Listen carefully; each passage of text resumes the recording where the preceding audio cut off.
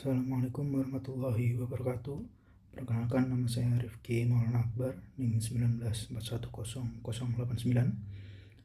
Saya membuat video ini untuk memenuhi tugas mata kuliah Ulil Albab dengan dosen pengampu Pak Bagi Agung Prabowo, SH.M.Hum, PhD.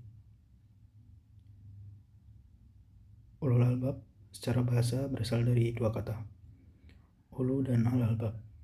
Ulu berarti yang mempunyai, sedang al-albab mempunyai beragam arti. Kata ulul albab muncul sebanyak 16 kali dalam Al-Quran.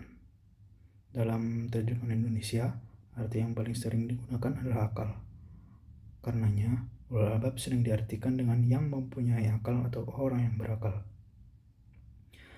Al-albab berbentuk jamak dan berasal dari al-lub. Bentuk jamak ini mengindikasikan bahwa ulul albab adalah orang yang memiliki otak berlapis-lapis alias otak yang tajam. Ulul albab memiliki beberapa arti yang dikaitkan pikiran atau mind, perasaan, heart, daya pikir, intellect, tilikan, insight, pemahaman, understanding, kebijaksanaan atau wisdom. Pembacaan atas beragam tafsir ayat-ayat yang mengandung kata ulul albab menghasilkan sebuah kesimpulan besar. Ulul albab menghiasi waktu dengan dua aktivitas utama, yaitu berpikir dan berzikir. Kedua aktivitas ini berjalan seiring sejalan.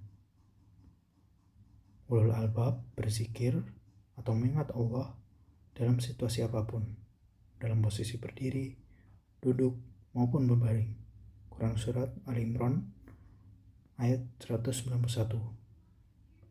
Memenuhi janji, Quran Surat Ar-Ra'd ayat 20. Menyambung yang perlu disambung dan takut dengan hisab yang jelek, Quran Surat Ar-Ra'd ayat 21. Sabar dan mengharap keridhaan Allah, melaksanakan sholat, bayar infak, dan menolak kejahatan dengan kebaikan, Quran Surat Ar-Ra'd ayat 22. Di sini, zikir dilakukan dengan membangun hubungan vertikal, transendental seperti mendirikan sholat, dan hubungan horizontal sosial seperti membayar infak dan menyambung persaudaraan. Dalam berpikir, ulul albab melibatkan beragam objek, fenomena alam seperti pergantian malam dan siang serta penciptaan langit dan bumi. Quran Surat Al-Imran ayat 190 sampai 191. Dan siklus kehidupan tumbuhan yang tumbuh karena air hujan dan akhirnya mati, Quran Surat Az-Zumar ayat 21. Fenomena sosial seperti sejarah atau kisah masa lampau, Quran Surat Yusuf ayat 111. Sebagai sebuah konsep, ulul albab perlu dioperasionalisasi atau dibumikan.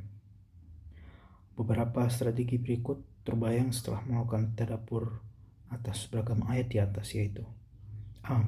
Meningkatkan integrasi, B. Mengasah sensitivitas, C. Memastikan relevansi, D. Mengembangkan imajinasi, dan E. Menjaga independensi. Meningkatkan integrasi, ulul albab menjaga integritas antara berpikir dan berzikir, antara ilmu dan iman. Integrasi aspek zikir dan pikir, ulul albab diikhtiarkan untuk diimplementasikan ke dalam 3 level islamisasi.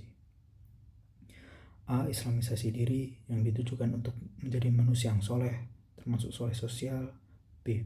Islamisasi institusi dan menyuntikkan nilai ke dalam pengambilan keputusan dan desain proses bisnis. Dan C. Islamisasi ilmu yang sekarang lebih sering disebut dengan integrasi ilmu pengetahuan dengan nilai-nilai Islam. Mengasah sensitivitas. Berpikir membutuhkan sensitivitas. Quran Surat Yusuf ayat 105 sampai 106. Fenomena yang sama dapat memberikan beragam makna jika didekati dengan tingkat sensitivitas yang berbeda.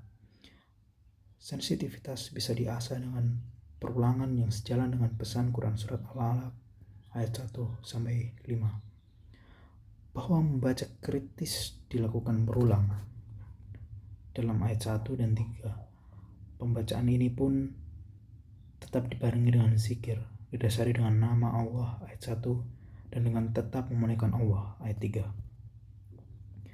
Memastikan relevansi, proses berpikir harus menghasilkan manfaat.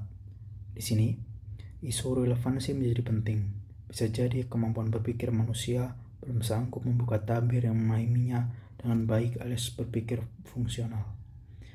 Tapi bagi ulul albab, semuanya dikembalikan pada kepercayaan bahwa Allah menciptakan semuanya dengan tujuan tidak sia-sia. Quran Surat Ali Imran ayat 192. Sejarah mencatat bahwa ilmu pengetahuan terus berkembang.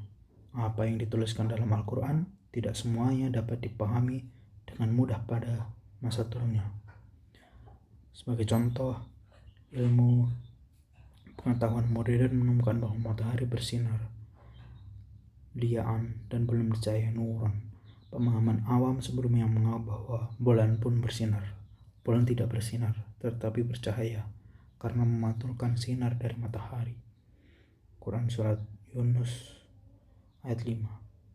Klorofil atau zat hijau daun yang diungkap oleh Quran Surat Al-An'am ayat 99 baru diketahui oleh pengetahuan modern jauh setelah ayat ini turun.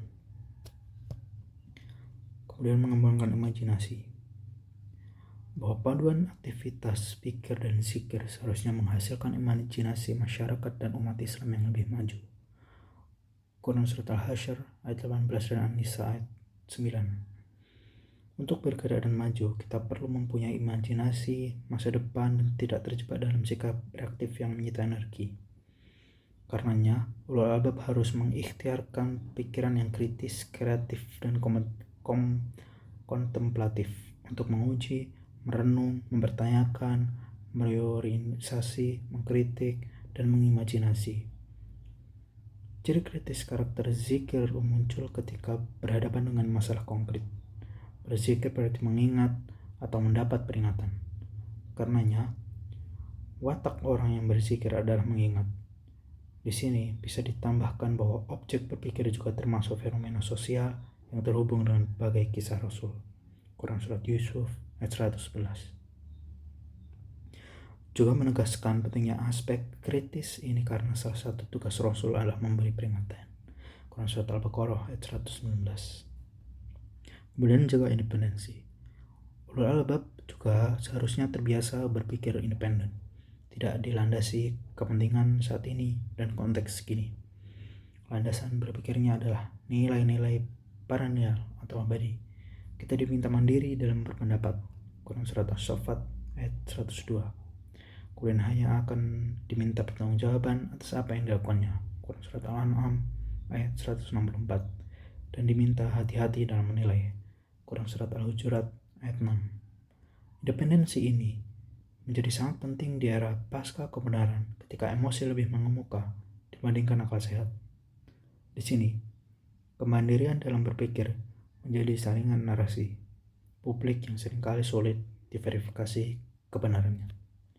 Sekian, kurang lebihnya mohon maaf. Assalamualaikum warahmatullahi wabarakatuh.